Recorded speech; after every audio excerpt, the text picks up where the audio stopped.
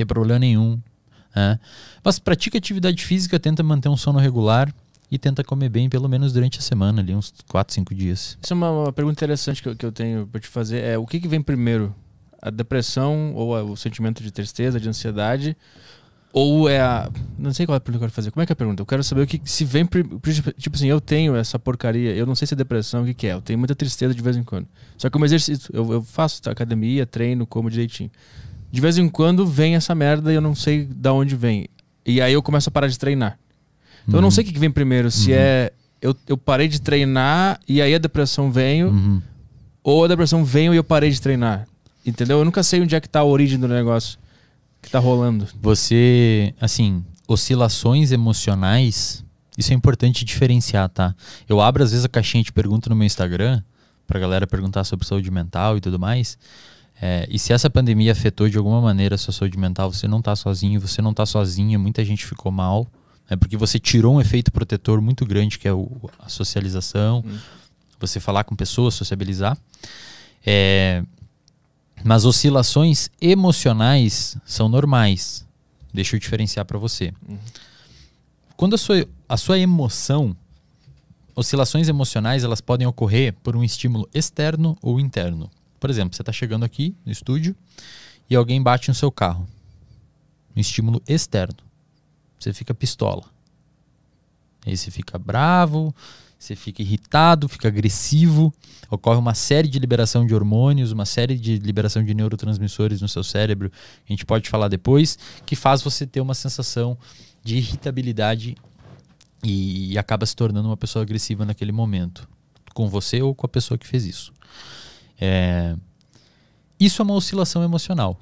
Ou seja, a oscilação emocional, e pode ser por um estímulo interno. Você está sentado aqui agora me entrevistando e vê um pensamento, uma coisa que aconteceu na sua vida lá atrás, ou um problema que você tem futuro, e você fica triste, fica borocochô, fica para baixo.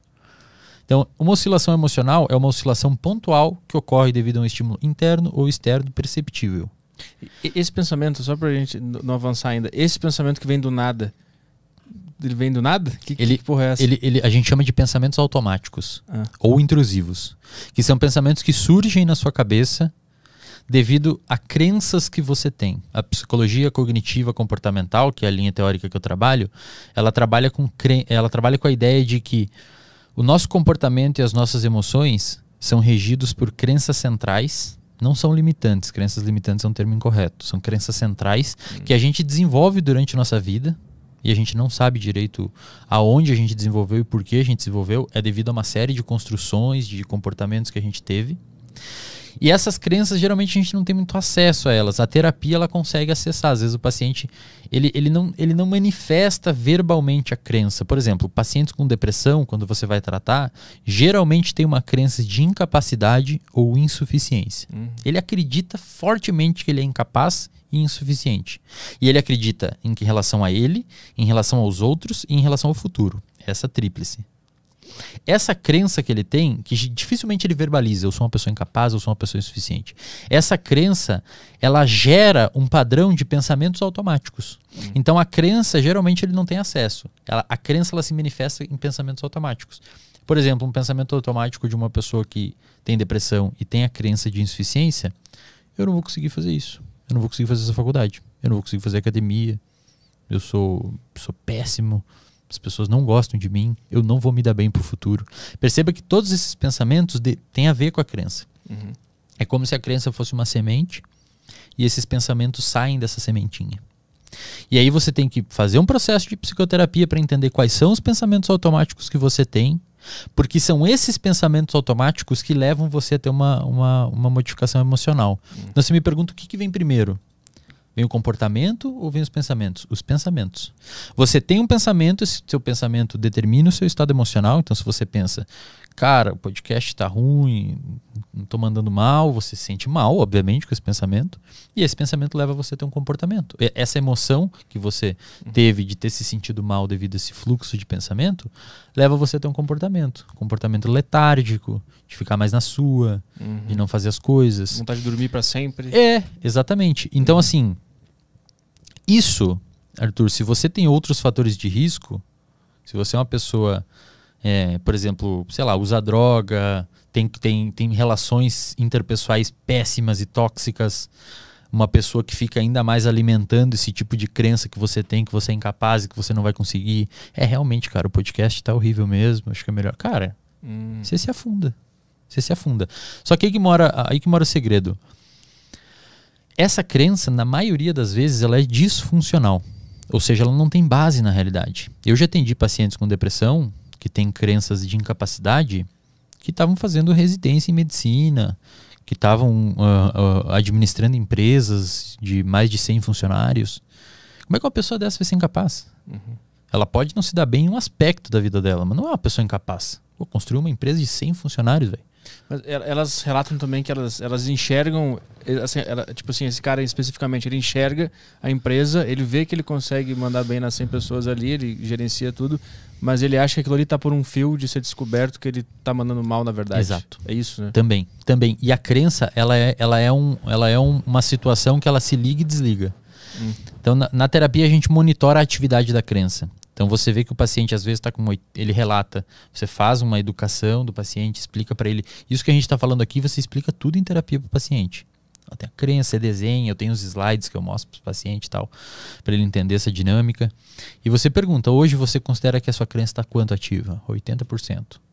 E aí você vê que o comportamento da pessoa cai. Aí um dia a pessoa está eufórica, melhora, quanto que está a sua crença? 20% ativa. Quase não está me incomodando. E aí você ensina a pessoa a lidar com aquilo. A terapia, ela é um processo, antes de mais nada, educacional. Tá?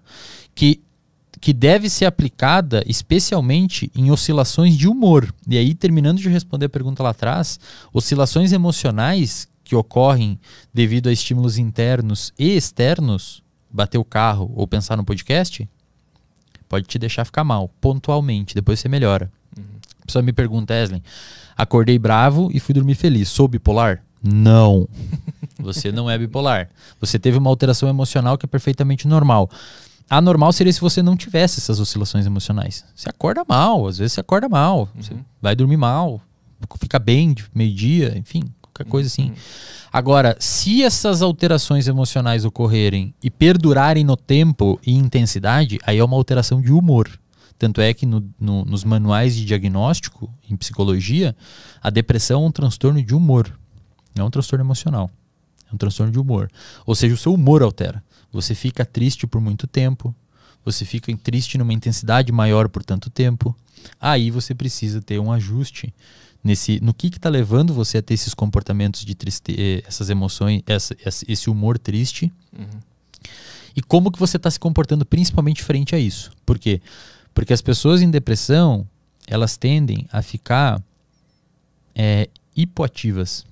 Justamente, não saem, não vão à academia. E um dos principais tratamentos, hoje padrão ouro, do ponto de vista científico, em publicações científicas, para tratar a depressão, é chamado de ativação comportamental. Que é o quê? O terapeuta analisa as capacidades de enfrentamento do paciente e, à luz dessas capacidades de enfrentamento do paciente, o terapeuta bola um protocolo de ativação comportamental para aquele paciente começar a fazer as coisas. Então se é um cara que fica na cama o dia inteiro no quarto escuro, então beleza, durante a próxima semana a gente vai começar a abrir a janela. Depois você vai começar a arrumar sua cama e levantar, lavar a louça, sair com o cachorro, devagar. Por quê? E isso é muito maneiro quando você entende isso. Porque nós somos sensíveis às consequências dos nossos comportamentos. E as pessoas não percebem isso. Então, se você faz alguma coisa, você é sensível ao que você fez. Você faz uma cagada, você fica mal. Você faz uma parada da hora, você fica bem. Quando a gente consegue alcançar um objetivo e realizar uma tarefa, nós somos recompensados por isso. E o paciente que está em depressão, ele se coloca em situações que não o recompensam e, por outro lado, se coloca em situações que deixam ele para baixo. Se você pegar uma pessoa, do ponto de vista de saúde mental, saudável hoje e deixar ela 2 dias num quarto escuro, a pessoa vai ficar triste. E a pessoa com depressão, às vezes, faz isso. Então, assim, ela tá num lugar que naturalmente vai deixá-la triste.